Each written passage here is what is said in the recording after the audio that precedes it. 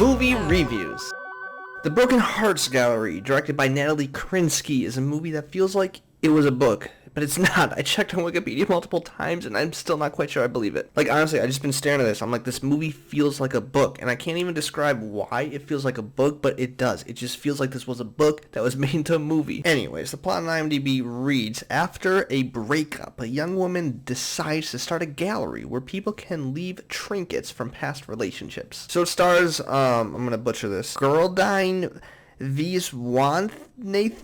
I'm so sorry, but you're a fantastic actress. We've seen her in Blockers, Bad Education earlier this year, and she does a great job. And even in this movie, she really holds her own. Co-star is Dacre Montgomery? I'm so sorry. But basically, they star in this movie. His character is starting a new hotel, and she comes along, meets him after having a recent breakup, and it's like, hey, can I start an art gallery in this? The problem is she's a hoarder. She keeps everything from previous relationships. Like, her room is just full of just junk, and everything is meaningful to her, and so she creates this gallery to place items from your breakup to kind of like move on, part of the process. So yeah, it's a cute concept, I suppose. This movie is definitely not terrible, which sounds like not the best compliment, but to be completely honest, that's probably as good as I'm gonna give this credit for. Let's just get out of the way what I didn't like about this. First off, I think it's fairly predictable. Like, there's no part of this movie that kept me on the edge of my seat. I kind of knew where everything was gonna go, and it really just falls exactly how you think it's gonna fall. That being said, I don't think this movie is like trying to do anything new or recreate this genre of film, so I think it pretty much is like, yeah, we're this type of movie. But here's an issue I have, is that it tries to be self-aware.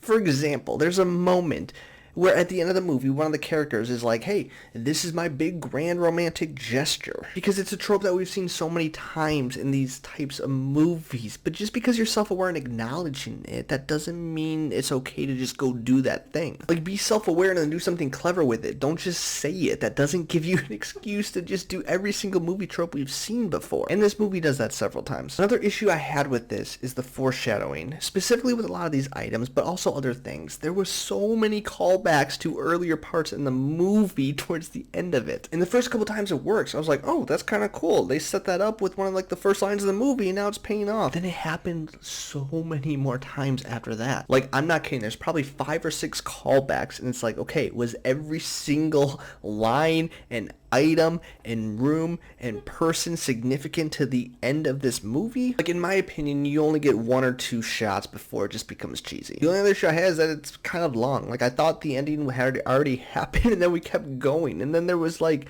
a different character arc that started. Basically, there's like not a lot of character progression, but the characters go through the motions of like what's supposed to be character arc, I suppose. Yeah, the motivation's just weird in general, but besides that, like, yeah, this movie's fun. Honestly, like, the acting in this is incredible, not just from the 2 leads, but all the supporting cast as well. They all hold their own, and they're quite charming. There are parts that are gonna make you laugh, and yes, there are, like, very specific scenes that hit home, and that I fell for, and really drew me in. This movie isn't gonna win any awards. It's not gonna break the box office, especially in the current climate we're in with going to the movies, but it's a good time. I feel like this movie was more designed for like a Netflix audience, and I'm actually really surprised, because if any movie should have skipped theaters and just went to streaming, it should have been one like this. Overall, I'm gonna give this a 43 out of 100. That's gonna be 2.5 stars if you follow me on Letterboxd, and you should. That's it, the Broken Hearts Gallery. Have you seen it?